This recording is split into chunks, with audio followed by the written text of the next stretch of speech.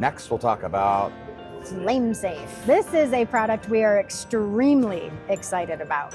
So this is an optional package that we have, and you can see it's camera-based. It's a vision system that automatically detects smoke or flames pointed in the hopper. And we also provide some checklists for the driver.